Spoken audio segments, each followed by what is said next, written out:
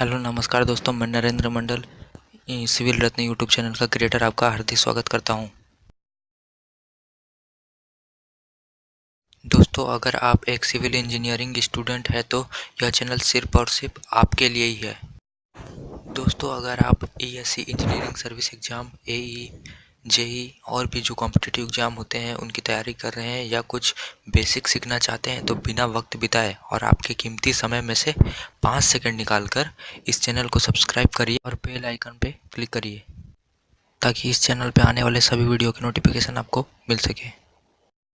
दोस्तों, मैं इस चैनल पे प्रतिदिन building material, testing of material, steel structure, competitive exam based question के वीडियो को अपलोड करूँगा, जिसका समय कुछ इस प्रकार रहेगा। बिल्डिंग ऑफ मटेरियल मिलेंगे आपको शाम को 6 बजे और डिज़ाइन ऑफ स्टील स्ट्रक्चर मिलेंगे आपको सुबह के 6 बजे।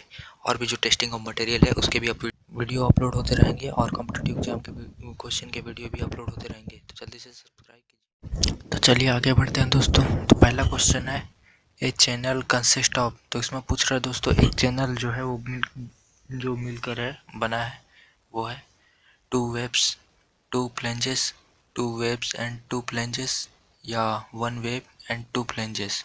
तो ये आप डायग्राम दे सकते हैं दोस्तों। ये ऊपर का जो सेक्शन है वो फ्लैंज है, ये बीच का जो है वो वेव है और नीचे का वो जो है ये फ्लैंज है। तो यहाँ पर देख सकते हैं दोस्तों, एक वेव है और 2 फ्लैंजेस है। तो इसका आंसर हो जाएगा दोस्तों option D, 1 wave and 2 flanges. तो नेक्स्ट क्वेश्चन देखते हैं दोस्तों। तो नेक्स्ट है, the main advantage of A steel member is. तो इसमें मेन एडवांटेज पूछा है दोस्तों स्टील मेंबर का। तो पहला है इट्स हाई स्ट्रेंथ। तो जी बिल्कुल, ये एक एडवांटेज है स्टील मेंबर का, तो ये सही है। तो दूसरा है it's gas and water tightness. जी बिल्कुल, ये भी एक मेन एडवांटेज है स्टील मेंबर का, तो ये भी बिल्कुल सही है। तो ऑप्शन सी है इट्स लॉन्ग सर्विस लाइफ। तो जी बिल्कुल, ये भी एक एडवांटेज ही है स्टील मेंबर का, तो ये भी सही है। तो इसका आंसर होगा दोस्तों option D, all the above. ये तीनों ही मेन एडवांटेज है स्टील मेंबर के, तो इसका आंसर हो जाएगा दोस्तों ऑप्शन डी। तो नेक्स्ट क्वेश्चन है, if a rolled steel flat designated as 55 ISF 12 mm is used as lacing, then minimum radius of gyration will be. तो ऑप्शन है 3 mm, ऑप्शन बी है 6 mm, ऑप्शन सी है 3.46 mm, option D है 3.8 mm। तो इसमें minimum radius of gyration पूछा है दोस्तों। तो इसमें इसको निकालने का जो फार्मूला होता है वो होता है दोस्तों R minimum is equal to T upon under root 2। तो जो टी होता है वो होता है थिकनेस, जो कि क्वेश्चन में गिवन है 12 mm। तो 12 अपॉन अंडर रूट 2, तो आंसर इसको सॉल्व करने पे आ जाएगा 3.46 mm। तो इसका आंसर होगा दोस्तों ऑप्शन सी, 3.46 mm। तो नेक्स्ट है, a plate used for connecting two or more structural member intersecting each other is called. तो इसमें पूछा है दोस्तों वो कौन सा प्लेट है जो 2 और 2 से अधिक स्ट्रक्चरल मेंबर को इंटरसेक्ट करता है, उस प्लेट को क्या कहते हैं। तो ऑप्शन में है template, base plate, gusset plate या एंचर प्लेट। तो उस प्लेट को कहते हैं दोस्तों गसेट प्लेट, जो 2 और 2 से अधिक स्ट्रक्चरल मेंबर को इंटरसेक्ट करता है। तो इसका आंसर हो जाएगा दोस्तों option C, gusset plate. Next है दोस्तों, स्ट्रट ऑलवेज कैरी। तो इसमें पूछ रहा है स्ट्रट हमेशा कैरी करता है। तो ऑप्शन में है axial compressive load, axial tensile load, option C है शेयर फोर्स, ऑप्शन डी है बेंडिंग मूवमेंट। तो इसका आंसर होगा दोस्तों एक्सियल कंप्रेसिव लोड। स्ट्रट हमेशा एक्सियल कंप्रेसिव लोड को कैरी करता है। तो नेक्स्ट है, minimum number of battens required in a battened column is. तो इसमें पूछ रहा है दोस्तों मिनिमम कितने नंबर ऑफ बेटन्स की रिक्वायर्ड होती है बेटेंस कॉलम के लिए, बेटेंड कॉलम के लिए। तो ऑप्शन है 2, 3, 4, 9। तो इसका आंसर हो जाएगा दोस्तों ऑप्शन 4, मिनिमम 4 बेटन्स की रिक्वायर्ड होती है बेटेंड कॉलम के लिए। तो इसका आंसर होगा दोस्तों ऑप्शन सी, 4। तो अपना नेक्स्ट क्वेश्चन है दोस्तों, as per Indian standard rolled steel I section are classified into. तो इसमें पूछ रहा है दोस्तों इंडियन स्टैंडर्ड के अनुसार रोल्ड स्टील आई सेक्शन को इनमें से किस सीरीज में क्लासिफाई किया गया है। ऑप्शन में है 4 सीरीज, 5 सीरीज, 6 सीरीज या 7 सीरीज। तो इसका आंसर होगा दोस्तों option B 5 series. Indian standard के अनुसार आई सेक्शन को 5 सीरीज में क्लासिफाइड किया गया है। तो नेक्स्ट है steel tanks are mainly design for. तो इसका मतलब दोस्तों स्टील टैंक्स जो मेनली डिजाइन किया जाता है वो किस चीज़ के लिए किया जाता है। तो ऑप्शन है वेट ऑफ टैंक के लिए, विंड प्रेशर के लिए या वाटर प्रेशर के लिए या अर्थक्वेक फोर्स के लिए। तो इसका आंसर होगा दोस्तों ऑप्शन सी वाटर प्रेशर। तो नेक्स्ट है according to IS 800 1962 the permissible bending stress in steel slab plate is. तो इसमें पूछ रहा है दोस्तों IS कोड 800 1962 के अनुसार the permissible bending stress in steel, तो जो परमिसिबल बेंडिंग स्ट्रेस है स्टील स्लैब में प्लेट में वो कितनी है। तो ऑप्शन है 1500 kg पर सेंटीमीटर स्क्वायर, 1420 kg पर सेंटीमीटर स्क्वायर, 2125 kg पर सेंटीमीटर स्क्वायर, 1890 kg पर सेंटीमीटर स्क्वायर। तो इसका आंसर होगा दोस्तों ऑप्शन डी 1890 kg पर सेंटीमीटर स्क्वायर।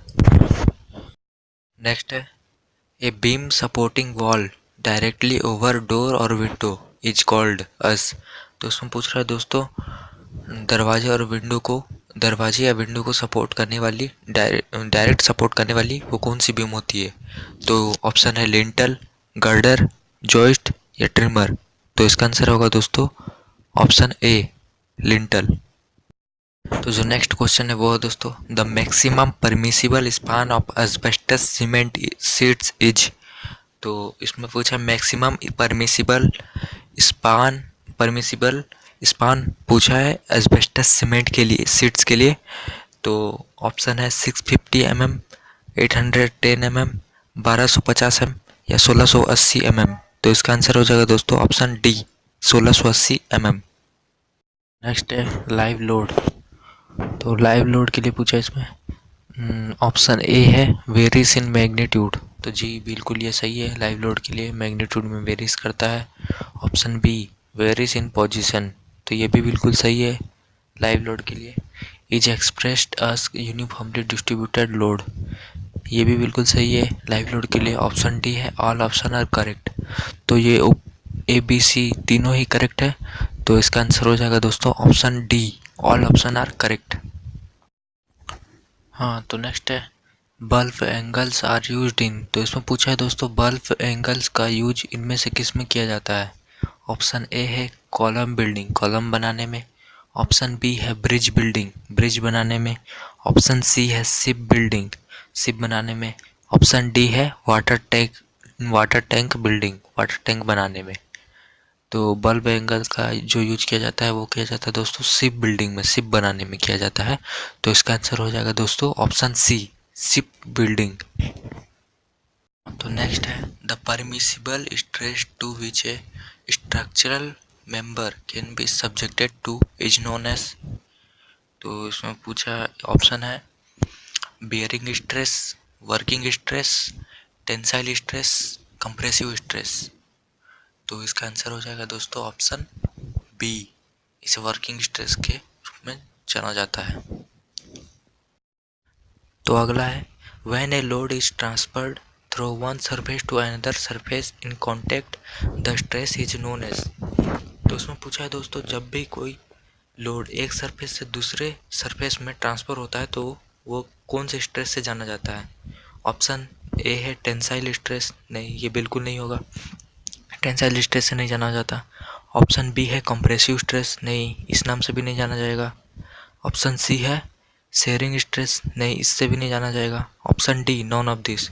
तो इसमें कोई भी स्ट्रेस नहीं है। तो इसका आंसर हो जाएगा दोस्तों option D none of this. तो इसका राइट आंसर क्या होगा दोस्तों, इसका सही आंसर है बियरिंग स्ट्रेस। जब भी कभी लोड एक सरफेस से दूसरे सरफेस में ट्रांसफ़र होता है तो उसे बियरिंग स्ट्रेस से जाना जाता है। तो अगला है द डेड लोड इंक्लूड। तो इसमें पूछा है दोस्तों डेड लोड में इंक्लूड क्या इंक्लूड होता है। तो ऑप्शन ए है self weight of the structure, option B है all super imposed loads, option C है weight of stationery equipments, option D है वेट ऑफ फर्नीचर। तो जैसा कि आपको पता ही होगा डेड लोड क्या होता है। डेड लोड में जो भी स्ट्रक्चर है अपना हमारा उसमें उसका सेल्फ वेट इंक्लूड होता है। तो इसका आंसर हो जाएगा दोस्तों option A self weight of the structure. तो अगला नेक्स्ट क्वेश्चन है circular column section is generally not used in actual practice because. तो इसमें ये बोल रहा है दोस्तों जो जनरली हम आमतौर पर यूज करते हैं वो रेक्टेंगुलर कॉलम सेक्शन यूज करते हैं।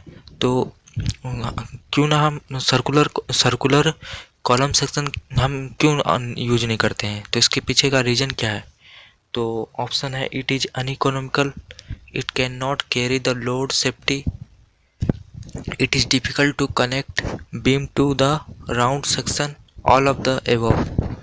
ऑप्शन ए है इट इज़ अनइकोनॉमिकल। क्या ये अनइकोनॉमिकल होता है रेक्टेंगुलर कॉलम सेक्शन के मुकाबले। It can not carry the load safety, क्या ये लोड सेफ्टी को कैरी नहीं कर सकता। It is difficult to connect beam to the round section, क्या ये जो बीम में कनेक्ट करना इस जो सर्कुलर कॉलम सेक्शन होगा वो जो राउंड सेक्शन में रहेगा तो उसको बीम से कनेक्ट करना क्या डिफ़िकल्ट होता है। ऑल ऑफ द अबव, क्या ये सभी हैं इसके रीजन। तो इसका आंसर हो जाएगा दोस्तों option C it is difficult to connect beam to the round section. जो हमारा बीम होता है दोस्तों उसको राउंड सेक्शन में कनेक्ट करना डिफ़िकल्ट होता है।